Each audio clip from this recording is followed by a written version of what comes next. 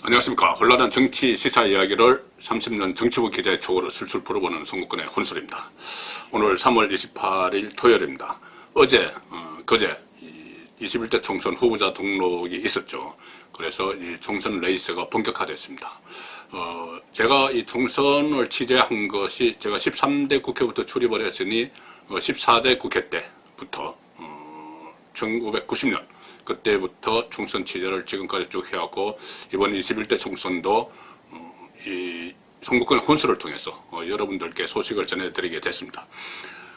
총선 관련해서 총선 때까지 4월 15일까지 수시로 총선 상황을 전해드리는데, 좀 이면에 있는 모습, 총선의 이면에 있는 그런 좀 의미 있거나 좀 흥미가 있는 그런 모습들을 좀 전해드리도록 하겠습니다. 총선 거꾸로 보기, 이렇게 제가 제목을 달았습니다. 오늘 그 첫 번째인데, 이번 총선의 특징이 몇 가지 있죠. 하나는 이겁니다. 비례대표를 위한 정당이 난립을 했죠. 비례당. 이것은 연동형 비례대표제의 부작용입니다. 이 부작용으로 해서 1당, 2당이 전부 위성정당을 만들고, 이런 상황에서 비례대표 3% 이상만 얻으면 무조건 한 석을 가져가니까 후보 등록을 한 정당만 해도 38개 정당이 후보자를 냈습니다. 비례대표 후보자를. 그래서 이 투표용지가 52cm나 돼서 길다랗게 52cm나 돼서 개표 작업을 수작업으로 할 수밖에 없는 그런 상황, 그런 특징이 하나 있고, 또 하나는 이 코로나19 사태, 이것 때문에 선거운동이 상당히 제한이 됐습니다.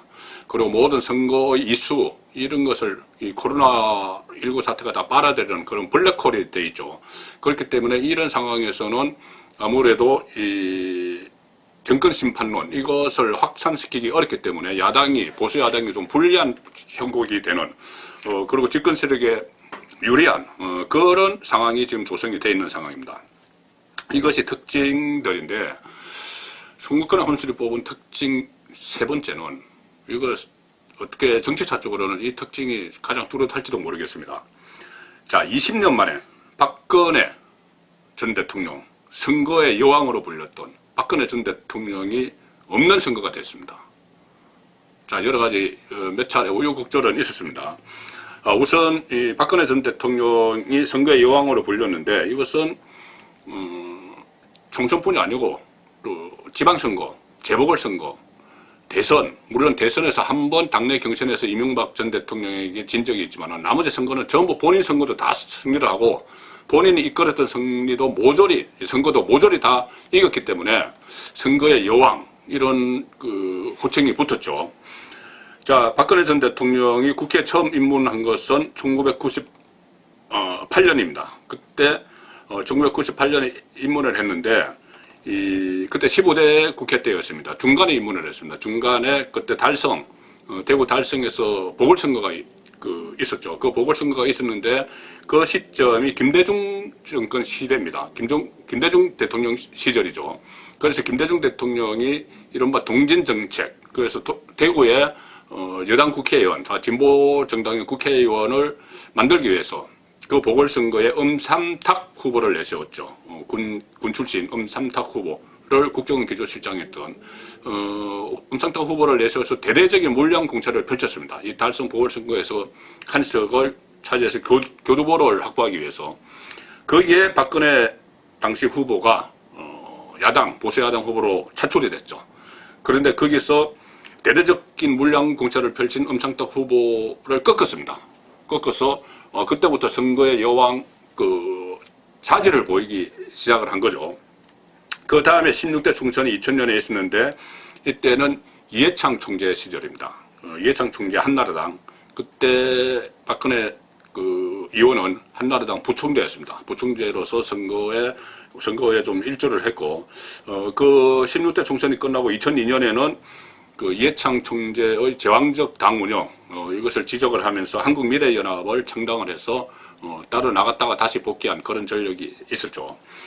자, 그리고 정말 선거의 여왕으로서 진가를 발휘하게 되는 것은 17대 총선입니다.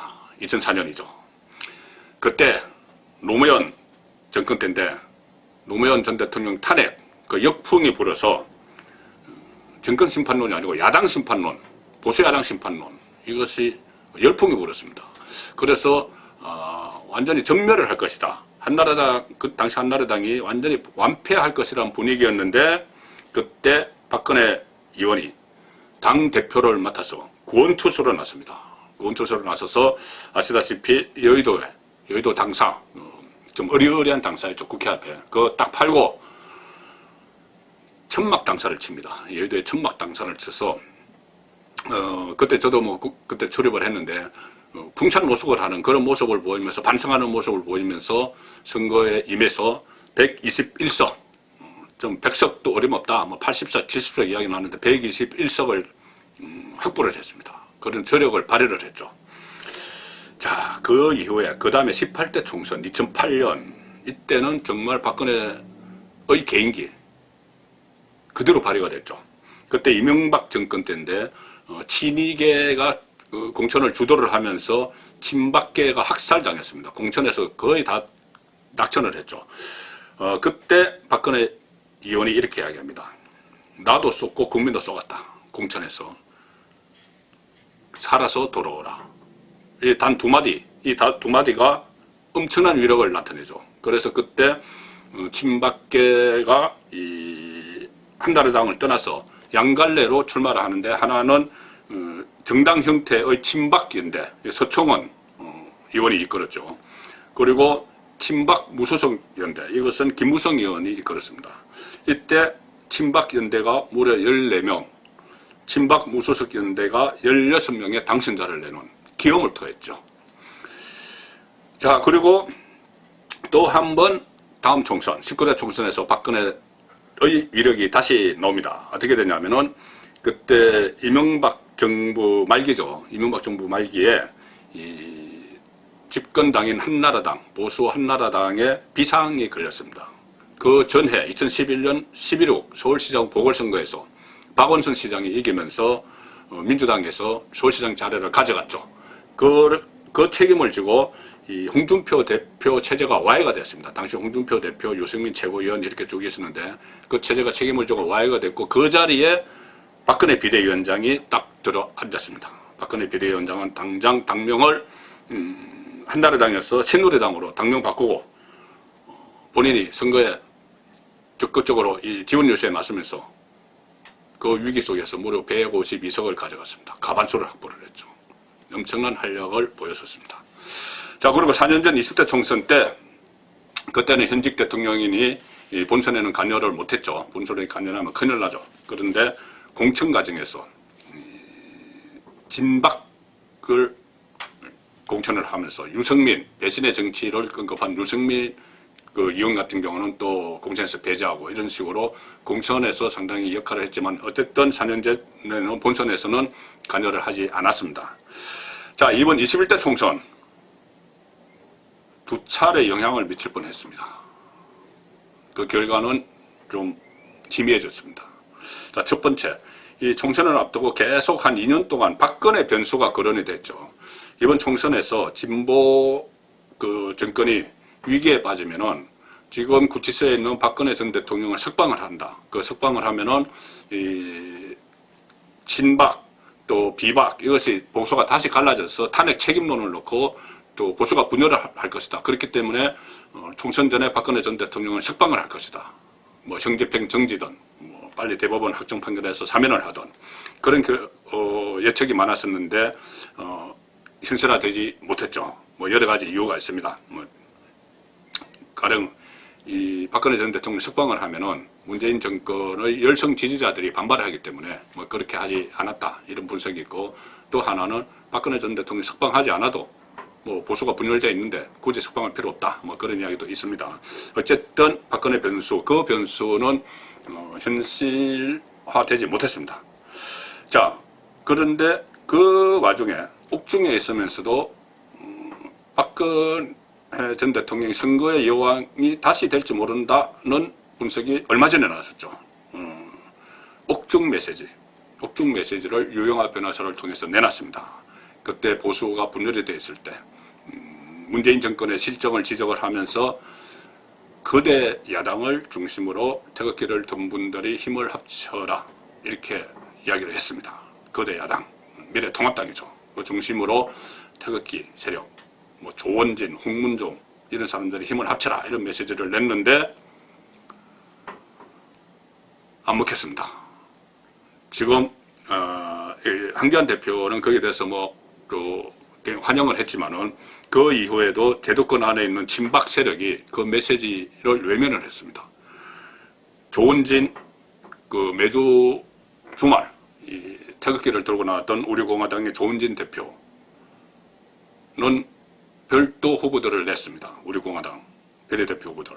거기에 친박계 자장이던 서청원 의원조차 우리 공화당 비례대표 2번을 받아서 거대 야당 미래통합당과 딴살림으로 가고 있습니다. 친박계 자장으로 불렸던 인물 서청원 의원까지. 그리고 또 홍문종, 그것도 친박계 핵심으로 불렸죠.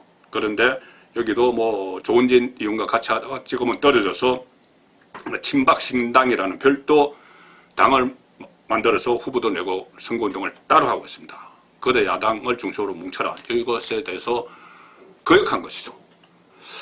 자, 이렇게 돼서 박근혜 전 대통령의 어떤 영향력이 힘이 떨어졌다 이런 이야기가 있는데 또 하나 뭐가 있었냐면 박근혜 전 대통령의 메신저 역할을 하는 유영하 변호사가 미래한국당 비례대표 공천을 신청을 했지만 외면당했습니다. 그리고 제가 얼마 전에 제 송국근 혼술에서 전해드린 대로 이 미래통합당의 공천 결과를 보면은 과거 진박, 친박, 핵심 친박이었던 사람들, 또 소위 탄핵, 오적, 칠적으로 이렇게 지칭됐던 사람들, 박근혜 전 대통령과 관련 있는 친박, 비박, 양쪽 사람들 전부 거의 대부분 공천에서 탈락했습니다. 어떻게 보면 박근혜 전 대통령 탄핵의 강을 넘은 셈이죠. 자, 이런 상황에서 박근혜 전 대통령 없이 20년 만에 선거가 치러지고 그 선거가 치러지는 이유 중에 하나는 박근혜 전 대통령의 영향력, 존재감이 완전히 이번 총선에서는 발휘를 하지 못하는 그런 상황이 됐습니다.